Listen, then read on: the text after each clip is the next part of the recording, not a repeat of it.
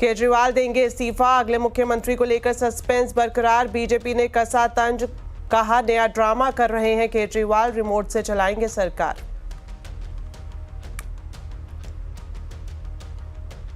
अब बच्चों का भी पेंशन अकाउंट खोला जा सकेगा, हर महीने कम से कम 500 रुपए का कंट्रीब्यूशन। 18 सितंबर से लॉन्च हो सकती है एनपीएस वात्सल्य योजना। मर्सिडीज ने लॉन्च की नई इलेक्ट्रिक कार EQS 580, देगी 850 किलोमीटर की रेंज, 210 किलोमीटर टॉप स्पीड, कीमत 1,41,00,000।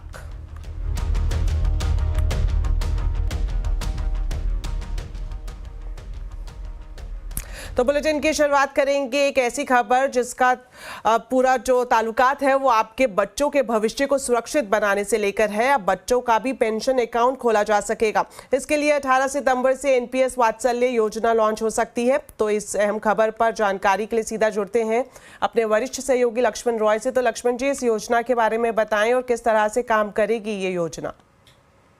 दरअसल इस स्कीम के तहत आप अपने बच्चे के नाम पर एनपीएस अकाउंट खुलवा सकते हैं और पेंशन स्कीम के अकाउंट खुलवा सकते हैं। हर महीने कम से कम 500 रुपये या फिर सालाना 6,000 रुपये का कंट्रीब्यूशन कम से कम आप कर सकते हैं। और इस स्कीम की खासियत ये होगी कि जैसे ही बच्चा बालिग होगा, यानी उसकी उम्र 18 साल होगी, वो NPS account regular NPS account के तौर पर होगा, उस बच्चे के नाम पर हो जाएगा।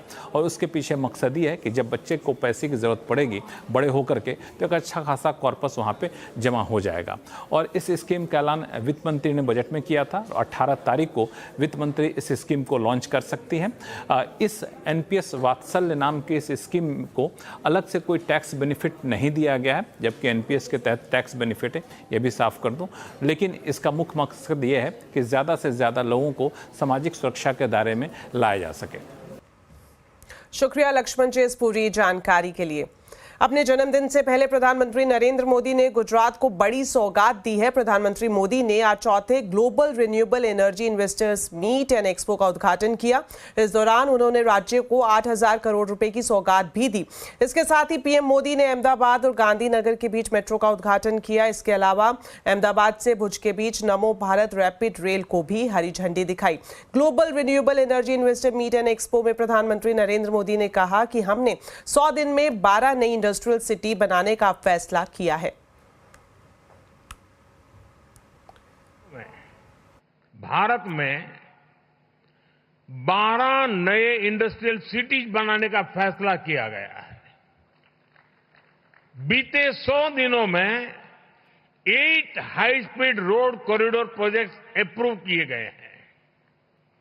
बीते 100 दिनों में 15 से ज्यादा नई made in India semi high speed Vande Bharat train launch की गई है।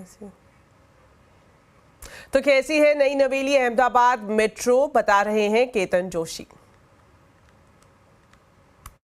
इस वक्त जिसमें हम सवार हैं उस मेट्रो का प्रधानमंत्री नरेंद्र मोदी ने आज उद्घाटन कर दिया है और ये अहमदाबाद और गांधीनगर को जोड़ने वाली मेट्रो है।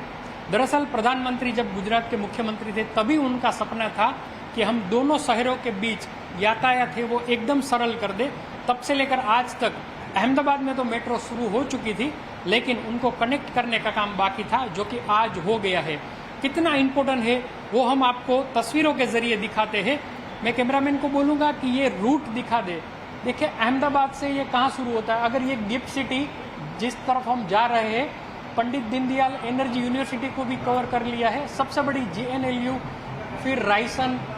और ये रूट कहाँ से शुरू होता है, मोटेरा स्टेडियम, नरेंद्र मोदी स्टेडियम से लेकर आप जहाँ से हम अभी शुरू हुए सेक्टर 1 से लेकर वहाँ तक हम सिर्फ और सिर्फ 35 रुपये में पहुँच सकते हैं।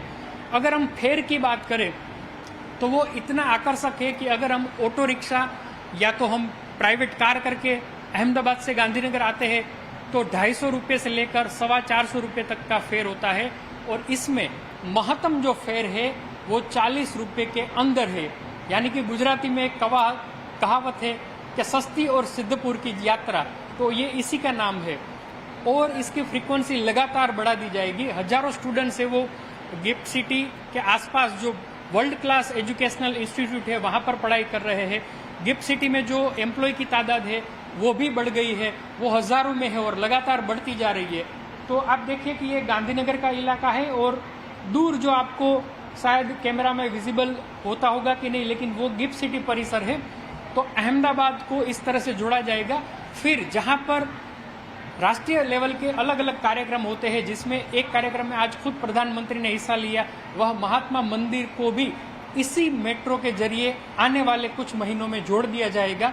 लेकिन अब ये जो रूट शुरू हुआ है वो नरेंद्र मोदी स्टेडियम से लेकर सेक्टर 1 तक आता है और बीच में 5 किलोमीटर का एक जो एरिया है जिसको हम गिफ्ट सिटी PDPU करते हैं, वहां तक ले जाया जाता है। तो हम एक तरह से कह सकते हैं कि जिनका इंतजार अहमदाबाद और गांधीनगर की 1 करोड़ की जनता कर रही थी, वो आज सपना पूरा हुआ है। और आगे जैसे जैसे लोग अवेयर होते जाएंगे, लोग इसकी सेवा का लुत्फ उठाते जाएंगे, वैसे वैसे ही इसकी फ्रीक्वेंसी भी बढ़ा दी जाएगी। अभी अहमदाबाद में हर 10 मिनट पर आपको एक मेट्रो मिलती है और यहाँ पर भी धीरे धीरे उसी तरह से कर दिया जाएगा। तो हम कह सकते हैं कि ट्विन सिटी का सपना तो पूरा हो ही रहा है, लेकिन यातायात के मामले में अहमदाबाद और गांधीनगर एक उत्तम उदाहरण भी साबित हो सकते हैं। केतन जोशी, गांधीनगर। चलिए अब बात बाजार की। कारोबारी हफ्ते के पहले दिन बाजार दायरे में रहा। सेंसेक्स की रिकॉर्ड क्लोजिंग हुई। सेंसेक्स 98 पॉइंट चढ़कर 82,989 पर बंद हुआ।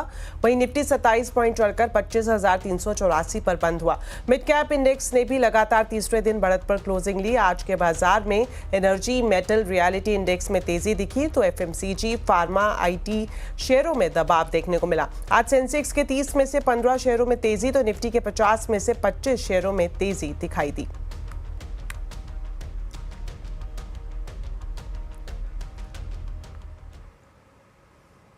तो बजाज हाउसिंग में निवेशकों का बम्पर पैसा बना है। 3 दिन में निवेशकों का पैसा डबल हो गया है। लिस्टिंग के बाद बजाज हाउसिंग का वैल्यूएशन निफ्टी की कई कंपनियों से ज्यादा हो गया है। तो लिस्टिंग डिटेल और वैल्यूएशन पर बात करते हैं कंचन नौटियाल से। तो कंचन, बताएं क्या है पूरी खबर।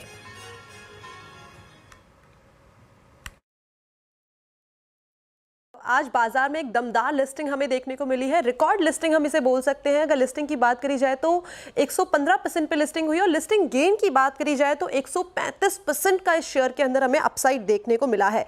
और बजाज हाउसिंग फाइनेंस का जो मार्केट कैप है वो हो गया है 1.30 लाख करोड़ का। अगर बात करी जाए ऑल ओवर मार्केट कैप में तो ये बाजार की 75वीं सबसे बड़ी कंपनी बन गई है। यानी कि बजाज हाउसिंग का जो मार्केट कैप है वो बजाज होल्डिंग से अब ज्यादा हो गया है। यही नहीं बल्कि निफ्टी की 4 कंपनी भी ऐसी है जो अब बजाज हाउसिंग फाइनेंस के नीचे आ गई है। वो 4 कंपनी कौन सी है उसके बारे में एक बार देख लेते हैं। श्रीराम फाइनेंस, साथ ही साथ यूनाइटेड स्पिरिट्स, इसके अलावा इंडसइंड बैंक और हीरो मोटोकॉर्प जो निफ्टी की कंपनी है, और इसके साथ ही साथ डाबर, कमिंस, OFSS, साथ ही साथ CG पावर और PNB का जो मार्केट कैप है वो बजाज हाउसिंग फाइनेंस से कहीं ना कहीं नीचे आता हुआ दिखाई दे रहा है। इस टाइम पे अगर कंपनी के फाइनेंशियल्स की बात करी जाए, GNPA और NNPA की बात करी जाए फिस्कल ईयर 25 क्वार्टर 1 में, तो बजाज हाउसिंग का जो GNPA है वो है 0.28% पे, NNPA 0.11%, LIC हाउसिंग फाइनेंस का एट द सेम टाइम 3.29% और 1.68%, PNB हाउसिंग 1.35% और 0.92%, eight the same time Aptus value का 1.32% और 0.98%, साथ ही साथ कैनफिन होम 0.98% और 0.49% पे देखा गया है। यही नहीं बल्कि इसके अलावा के जो फाइनेंशियल्स है वो देखे जाए तो NIMs अगर हम देखें तो बजाज हाउसिंग का है 3.9%, ROA है 2.30%, LIC का है 2.8, 1.18%, PNB हाउसिंग 3.7% और 2.38%। Eight the same time Aptus का जो NIM है वो है 12.8% और 7.73% ROA का रजिस्टर किया गया है। यही नहीं बल्कि कैनफिन होम्स में भी अगर हम NIM की तरफ नजर डालें तो वो है 3.6% और ROA जो इसका है वो है 2.17%। तो ये थे इसकी कंपनी के फाइनेंशियल्स। यही नहीं, अगर हम प्राइस टू बुक वैल्यू की बात करें तो वो भी दमदार हमें देखने को मिल रही है। जैसे कि आप स्क्रीन पे देख ही रहे हैं कि जो बजाज हाउसिंग की प्राइस टू बुक वैल्यू है वो है मल्टीपल 6.4 के। LIC के अगर इसके कंपैरिजन में देखें तो वो है इस टाइम पे 1.78 के मल्टीपल पे चल रही है, PNB housing 1.64x, Aptus value 4.20x, at the same time Canfin homes 2.58 के x पे चल रही है। तो बाजार में आज हमें दमदार लिस्टिंग तो देखने को मिली, साथ ही साथ इन्वेस्टर्स ने भी अच्छा खासा इसका फायदा उठाया। शुक्रिया कंचन इस पूरी डिटेल के लिए। वहीं बजाज हाउसिंग फाइनेंस की शानदार लिस्टिंग के बाद CNBC आवाज से खास बातचीत में MD अतुल जैन ने कहा कि ब्याज दरें बढ़ने का सिलसिला अब खत्म हो गया है, मौजूदा स्तर से ब्याज दरों में अब कमी ही आएगी। अतुल जैन से खास बातचीत की हमारी संवाददाता कंचन नौटियाल ने। सर, जैसे कि इस टाइम पे हम रेपो रेट देखें तो अपने ऑल टाइम हाई पे है, तो how you are expecting the rate of growth और ये किस तरीके से आपके बिजनेस में इम्पैक्ट कर सकता है, and how are you planning to like overcome this? Repo rate का बढ़ना और घटना पूरे कंट्री के मैक्रो से रहता है, और कॉस्ट ऑफ फंड्स और बैंकिंग सिस्टम का जो प्राइसिंग रहता है, जो हमको लोन मिलते हैं या जो हम आगे लोन दे पाते हैं, वो इससे लिंक रहते हैं। आज का जो भी डिमांड रहता है, जैसे मैंने पिछले वाले क्वेश्चन में भी बोला था, क्योंकि हमारा जो एसेट साइड है वो भी वेरिएबल होता है, जो हमारी कॉस्ट ऑफ फंड से लिंक होता है, और कस्टमर्स को भी जो घर बनाता है, क्योंकि वो लॉन्ग टर्म कमिटमेंट है, उनको मालूम है कि थ्रू द साइकिल कभी रेट ऊपर जाते हैं और नीचे जाते हैं, और क्योंकि रेट लिंक होते हैं, जैसे रेट ऊपर जाता है नीचे जाता है, इसका हमने डिमांड पे बहुत ज्यादा अंतर पड़ते नहीं देखा है। और ऐसा ही, और अभी वैसे भी जो जितना हम सुन रहे हैं या पढ़ रहे हैं उसके हिसाब से तो अभी रेट आने वाले समय में, कुछ समय में जब भी होगा तो नीचे ही जाने की आशा है, और ऊपर जाने की तो आशा नहीं है। तो सोने में रिकॉर्ड तोड़ तेजी कायम है। कॉमेक्स पर सोने का भाव $2600 के पास पहुंच गया है। तो क्यों दौड़ रहा है सोना और कहां तक हो सकती है इसकी दौड़, समझाने के लिए अब हमारे साथ है मनीषा गुप्ता। तो मनीषा जी बताएं। जिस तरह की कॉन्वर्सेशंस है लोगों के साथ, उनका तो ये मानना है, और जैसे बैंक्स एंड ब्रोकरेजेस बता रहे हैं, उनका मानना है कि 2027 तक ये तेज़ी बरकरार रह सकती है। अब इस साल की जो तेज़ी है, जहां पर हमने दिन ब दिन नए ऑल टाइम हाइज बनते हुए देखे हैं, वो इसलिए है क्योंकि ग्लोबल सेंट्रल बैंक्स की बाइंग अच्छी खासी है। US में जो अनएम्प्लॉयमेंट और लेबर का डेटा है, साथ ही साथ जिस तरह की इन्फ्लेशन आई है, वो सपोर्टिव है कि रेट में कटौती इस हफ्ते हमें देखने को मिलेगी। और साथ ही साथ जिस तरह की खरीदारी ग्लोबल ETFs की तरफ से है, वो भी काफ़ी ऑन द पॉजिटिव साइड है। अब देखना यह है कि US फेड इस हफ्ते क्या करता है, क्या वो 25 बेसिस पॉइंट की रेट कटौती करते हैं या 50, उसका एक नीजोक रिएक्शन हम प्राइसेस में आता हुआ देखेंगे। लेकिन आपको याद दिला दें कि सिर्फ US फेड ही नहीं, इस हफ्ते bank of Japan, bank of England and China के बैंक की भी मॉनेटरी पॉलिसी मीटिंग है। तो अगर वहां से भी रेट कटौती आती है तो उसका फायदा प्राइसेस में आता हुआ देखेंगे। जहां तक आउटलुक की बात है, वेल यहां से लोग काफी ज्यादा बुलिश हैं। जिस तरह के हमने डेटा कोलेक्ट किए हैं उसके हिसाब से आप देखें तो एग्जाम ऑस्ट्रेलिया का मानना है कि $2700 प्रति आउंस तक के लेवल्स यहां पर देखने को मिल सकते हैं। काफी हद तक गोल्डमैन सैक्स, Macquarie, Citi, Bank of America भी मानते हैं कि $2600 से $2700 प्रति आउंस नियर टर्म में और $3000 प्रति आउंस 2025 मिड तक आप यहां पर भावों में बनता हुआ देखेंगे। अक्रॉस बोर्ड काफी हद तक यही माना जा रहा है। अगर आप हेज फंड्स पोजीशन देखें तो वो 5 साल के हाइज पर हैं। नेट लॉन्ग्स लेके यहां पर लोग खड़े हुए हैं, तो कोई भी बेचना नहीं चाहता, इन स्तरों पे भी लोग खरीद रहे हैं। सरकार ने किसानों और एडिबल ऑयल इंडस्ट्री को लेकर बड़ा फैसला लिया है। सरकार ने खाने के तेल पर 20% इंपोर्ट ड्यूटी बढ़ा दी है। इस बड़े फैसले पर कंज्यूमर अफेयर सेक्रेटरी के साथ हमने खास बातचीत की है, देखिए। जो इंक्रीज किया है बेसिक कस्टम ड्यूटी का on crude soybean oil, crude sunflower oil और क्रूड पाम ऑयल, ये एक तरह से दर्शाता है कि बनिस्बत की रिफाइंड ऑयल्स में जहाँ पे कि बेसिक कस्टम ड्यूटी बढ़ाई है 12.5% से 32.5%, तो ये अपने आप में दिखाता है कि हमारे जो डोमेस्टिक मैन्युफैक्चरर्स हैं उनको एक तरह से बढ़ावा देने के लिए, और साथ ही साथ बेटर जब प्राइसेस होंगी तो फार्मर्स भी उसके रियलाइजेशन के लिए, बेटर सोइंग के लिए बढ़ेंगे। तो चलिए, फिलहाल वक्त हो गया एक छोटे से ब्रेक का, लेकिन खबरें अभी और भी हैं। आप देखते रहिए आवाज समाचार।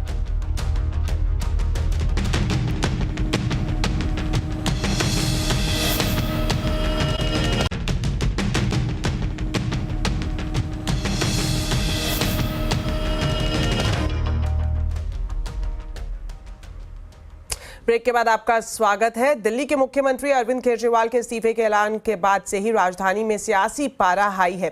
कल रविवार को केजरीवाल ने ऐलान किया था कि वो 2 दिन बाद दिल्ली के मुख्यमंत्री पद से इस्तीफा दे देंगे और जनता के बीच जाएंगे। उन्होंने कहा था कि बीजेपी ने मुझ पर भ्रष्टाचार के आरोप लगाए हैं, अब जनता की अदालत में मेरी ईमानदारी का फैसला होगा। 2 से 3 दिन में विधायकों की बैठक में नया मुख्यमंत्री चुना जाएगा। इसके बाद दिल्ली में मुख्यमंत्री को लेकर हलचल तेज हो गई है। अरविंद केजरीवाल के घर एक अहम बैठक भी हुई जिसमें आपके कई बड़े नेता शामिल हुए। तो अरविंद केजरीवाल ने अभी क्यों किया इस्तीफे का ऐलान, आज आवाज अड्डा में इसी पर करेंगे बड़ी चर्चा शाम 7:57 पर।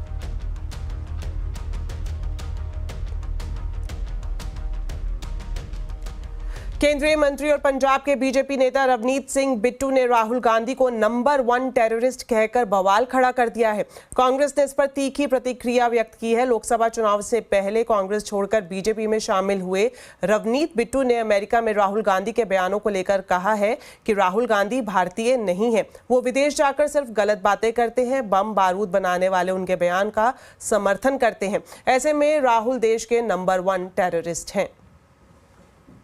जो माहिर हैं बम बंदूक गोला बारूद बनाने वालों ने, उन्होंने राहुल गांधी की जो बात है उसे सराहा है और उनकी बात राहुल गांधी ने कही है। आप ये देख लीजिए, जो देश के दुश्मन जो बारूद गोली हर टाइम मारने की कोशिश करते हैं, उड़ाने की कोशिश करते हैं जहाजों को, ट्रेन को, रोड को, जब वो लोग राहुल गांधी की सपोर्ट में आ गए, आप अंदाजा लगा लीजिए राहुल गांधी खुद देश के नंबर 1 टेररिस्ट, अगर किसी को मेरी ख्याल से किस पे इनाम होना चाहिए पकड़ने के लिए, जब देश का सबसे बड़ा दुश्मन जो जिसको लानना चाहिए एजेंसीज को, वो आज राहुल गांधी है। शर्म आती है मुझे कहते हुए कि मोदी सरकार, आपके मंत्रिमंडल में एक ऐसा घटिया और सतही बयान देने वाला आदमी मौजूद है।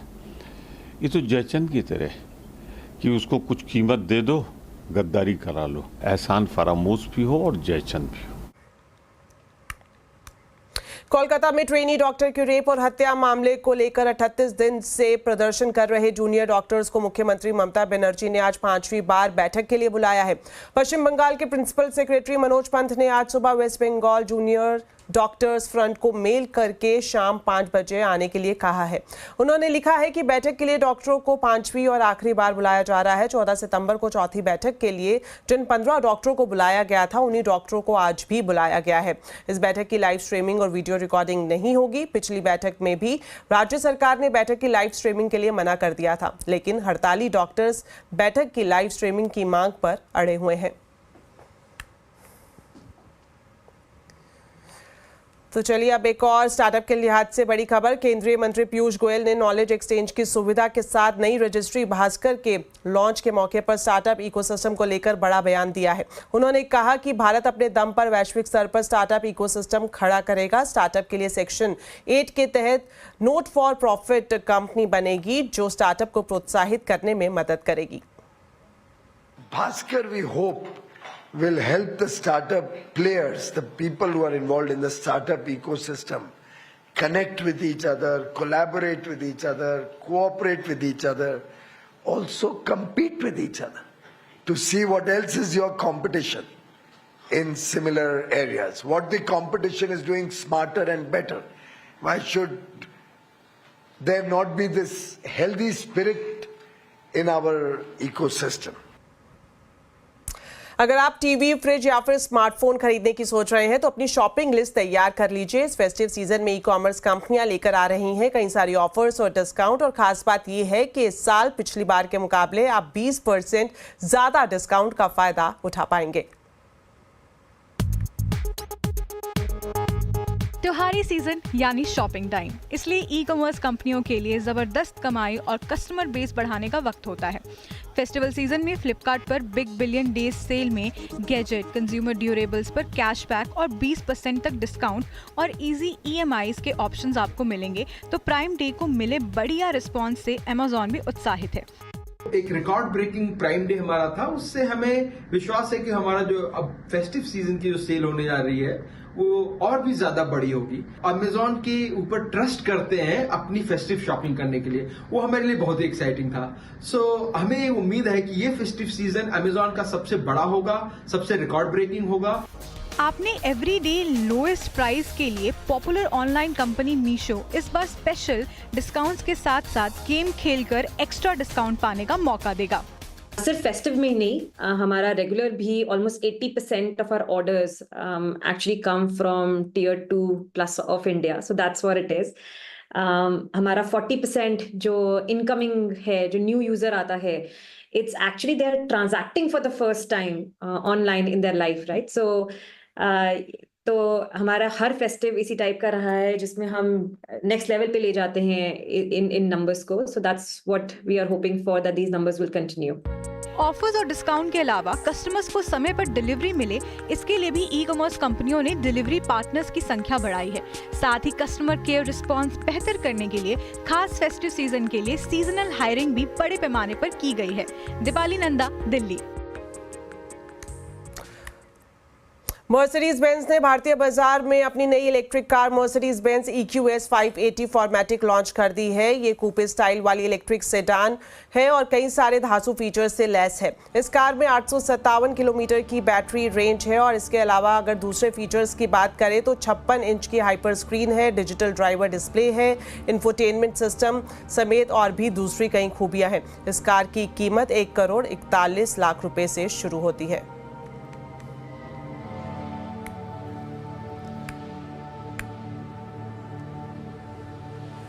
तो चलिए, मेरे साथ इस बुलेटिन में इतना ही। आप खबरों पर अपडेट रहें, CNBC आवाज से जुड़े रहें हमारे सोशल मीडिया हैंडल्स के जरिए। नमस्कार।